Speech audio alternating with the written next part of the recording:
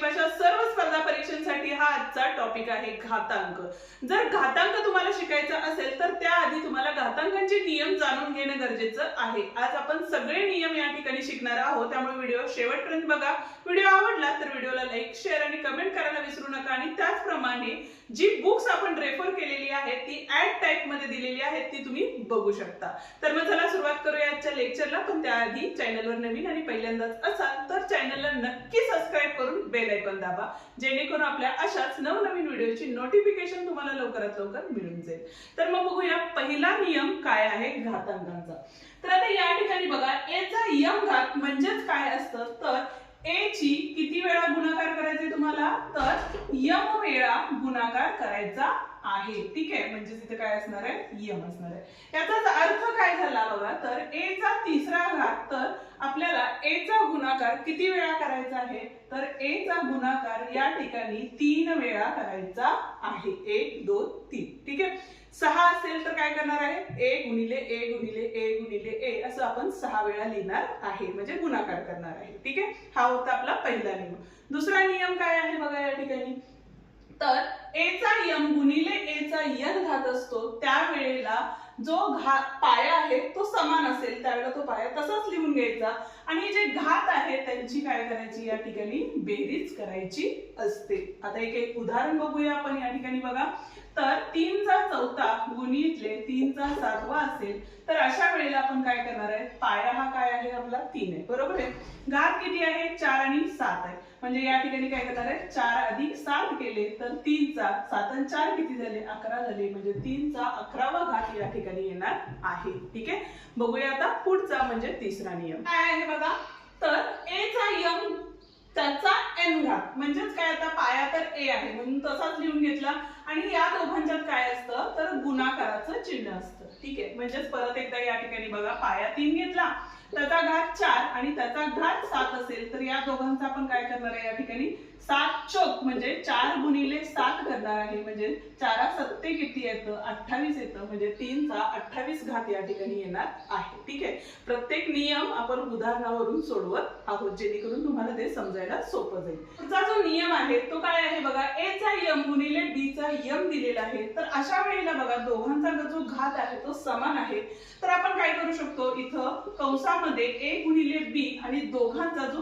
सामायिक घात असतो तो m या ठिकाणी आपण घेऊ शकतो। ठीक आहे, म्हणजेच काय झालं बघा 3 गुणिले 4 3 चा m म्हणजे 3 चा 5वा घात आणि 4 चा 5वा घात असेल तर अशा वेळेला आपण काय करू शकतो तर 3 गुणिले 4 करू शकतो आणि दोघांचा कॉमन 5वा घात या ठिकाणी करू शकतो। कारण बघा ज्या वेळेला तुम्हाला असं गणित दिलं जाईल त्यावेळेला 3 चा 5वा घात करा, परत 4 चा 5वा घात करा, मग दोघांचा गुणाकार करा, हे खूप मोठी प्रोसेस होती। त्याच्याऐवजी आपण 3 चौक 12 झाले आणि 12 चा डायरेक्ट 5वा घात या ठिकाणी काढू शकतो, म्हणजे सोडवायला ही गणित सोपं जातं नियम वापरल्यामुळे, बरोबर आहे। पुढचा नियम काय आहे आपला तर a छेद b चा m घात असेल अशा वेळेला काय होतं तर a चा m सेपरेट घात आणि b चा m सेपरेट घात होतो, जसे की इथं आपण केलं होतं सेम तसंच। जसं की बघा 3 चा 5वा आणि 4 चा 5वा घात असेल तर आपण 3/4 चा कितवा घात लिहू शकतो 5वा घात लिहू शकतो। ठीक आहे, म्हणजे हे फक्त उलट झालं या ठिकाणी। ठीक आहे, हा होता आपला 5वा नियम। जाऊया आता 6व्या नियमाकडे, पण त्याआधी अजूनही तुम्ही जर चॅनलला सबस्क्राइब केलं नसेल तर चॅनलला सबस्क्राइब करून बेल आयकॉन दाबा। त्याच पद्धतीने व्हिडिओला लाईक केलं नसेल तर व्हिडिओला लाईक करा, हाईप द्या आणि तुमच्या मित्रांना जे स्पर्धा परीक्षा देतात त्यांनाही आपले व्हिडिओ नक्की शेअर करा। पुढचा नियम जो आहे तो काय दिलेला आहे बघा a चा m भागिले a चा n घात या ठिकाणी आपल्याला दिलेला आहे। ठीक आहे, तर अशा वेळेला आपण काय करू शकतो तर ज्या वेळेला m हा n पेक्षा मोठी संख्या असेल त्यावेळेला आपण डायरेक्ट असं लिहू शकतो a चा m वजा n घात, बरोबर आहे। म्हणजेच बघा 3 चा 5वा घात व भागिले 3 चा 4था घात असेल तर म्हणजेच 5 ही संख्या मोठी झाली, पहिला घात आहे तो किती आहे मोठा आहे दुसऱ्या घातापेक्षा। मग अशा वेळेला आपण काय करायचंय तर 3 चा 5 वजा 4 केले तर 3 चा 5तून 4 गेले 1 घात आला। ठीक आहे, पण जर काय असेल तर n ही संख्या मोठी असेल तर अशा वेळेला काय करायचंय, तर हे जे लिहितो आपण ते छेदामध्ये लिहायचंय. म्हणजे एक छेद काय असणार आहे, ए चा काय असणार आहे, यम वजा यन घात असणार आहे. ठीक आहे, म्हणजे इथं उदाहरणात बघितलं तर 3/4 भागिले 3चा किती असेल, 5वा घात असेल. जर वरच्या साईडला घेतलं तर इथं काय होईल आपलं, 4 वजा 5 झाले, म्हणजे 3चा काय आले, वजा 1 आले. म्हणजे ते जर खाली मध्ये घेतलं तर इथं काय होणार आहे बघा, 1 छेद काय असणार आहे, 3चा धन घात असणार. 1 छेद 3चा वजा 1 होतं, तिथं काय होईल, धन घात होणार आहे. ठीक आहे, आता बघूया पुढचे नियम. आता पुढच्या नियमामध्ये बघा, ए चा शून्य घात म्हणजे काय असतं, तर कोणत्याही संख्येचा जर घात शून्य असेल तर त्याचं उत्तर नेहमी 1 असतं. म्हणजे जर तुम्ही उद्याच्याला, म्हणजे तुम्ही जर आता 91चा शून्य घात घेतला तरी त्याचं उत्तर काय असणार आहे, 1च असणार आहे. आणि 1चा शून्य घात सुद्धा हा किती असणार आहे, 1च असणार आहे. म्हणजे कोणतीही संख्या घेतली आणि त्याचा जर घात शून्य असेल तर उत्तर हे किती असणार आहे, 1च असणार आहे. ठीक आहे, त्याच पद्धतीने बघा, कोणत्याही संख्येचा घात जर 1 असेल तर उत्तर हे काय असणार आहे, ती संख्याच असणार आहे. जसं की इथं बघा, 5चा पहिला घात म्हणजे उत्तर काय असणार आहे, या ठिकाणी 5 म्हणजे ती संख्याच असणार आहे. ठीक आहे, ए चा वजा 1 घात म्हणजे हे काय होलं, याची जर व्यस्त क्रिया झाली तर इथं काय असणार आहे, जसं आपण मगाशी बघितलं तर ए चा पहिला घात असणार आहे. ठीक आहे, म्हणजेच येणारं उत्तर हे काय असणार आहे, आपलं 1 छेद ए असणार आहे. जसं की बघा, 5चा वजा 1 केला, घात केला तर येणार उत्तर हे काय असणार आहे, 1/5 इतकं असणार आहे. ठीक आहे, आता 1 चा यन घात म्हणजे 1 या संख्येचा कोणताही घात केला तर उत्तर हे काय असणार आहे, 1च असणार आहे. पण जर संख्या वजा 1 असेल तर उत्तर काय येणार आहे बघा, तर जर समसंख्येमध्ये घात असेल म्हणजेच काय, तर या ठिकाणी बघा, वजा 1 चा चौथा घात असेल तर येणारं उत्तर हे काय असणार आहे, धन असणार आहे. पण जर घात हा काय असेल, विषम संख्या असेल, कुठलीही विषम संख्या, ठीक आहे, 1 असू दे, 3 असू दे, 5 असू दे, 7 असू दे, यापैकी कोणतीही विषम संख्या येत असेल तर उत्तर हे काय असणार आहे, वजा संख्या येणार आहे. जर सम असेल, घात सम असेल तर 1 येणार आहे, विषम संख्या असेल तर काय असणार आहे, ती संख्या येणारी वजा 1 असणार आहे. म्हणजे पहिली संख्या धन आणि दुसरी संख्या वजा 1. कधी ज्यावेळेला समसंख्या घातामध्ये असेल तर धन संख्या हे उत्तर येणार आहे.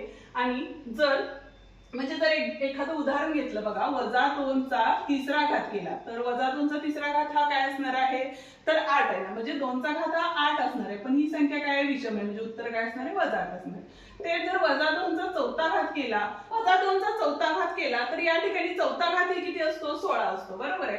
पण या ठिकाणी समसंख्या असल्यामुळे येणार उत्तर हे काय असणार आहे, या ठिकाणी धन संख्या असणार आहे. ठीक आहे, आता त्याच पद्धतीने बघा, ए चा यम छेद यन घात आहे. ठीक आहे, म्हणजे या ठिकाणी काय येईल उत्तर, तर बघा, यम हा काय असतो, तर घात असतो. ठीक आहे, आणि यन हे काय असते आपले, तर मूळ असते. म्हणजे हे आपण लिहिताना काय लिहू शकतो, तर आता मूळ किती वेळा आहे, यनवे मूळ आहे. ठीक आहे, म्हणून इथं 1 ही जी संख्या आहे ती आतमध्ये लिहिलेली आहे. म्हणून ए चा कितवा घात आहे तिथं, तर यमवा घात येणार आहे. ठीक आहे, म्हणजेच काय झालं बघा या ठिकाणी, तर समजा आपल्याला एखादी संख्या दिली आहे, 3 चा काय दिलेला आहे, तर 2/4 दिलेले. ठीक आहे, म्हणजे आपण लिहिताना काय लिहिणार आहे बघा, 3 चा घात कितवा आहे, तर दुसरा आहे, आणि मूळ कितवा आहे, तर चौथा आहे. ते या पद्धतीने आपण लिहिणार आहे. ठीक आहे, आता ए चा 1/2 1/2 म्हणजे काय, तर 2 हे मूळ आहे, म्हणून आपण काय लिहू शकतो, तर कर्णी ए असं लिहू शकतो. उदाहरणच घ्यायचं झालं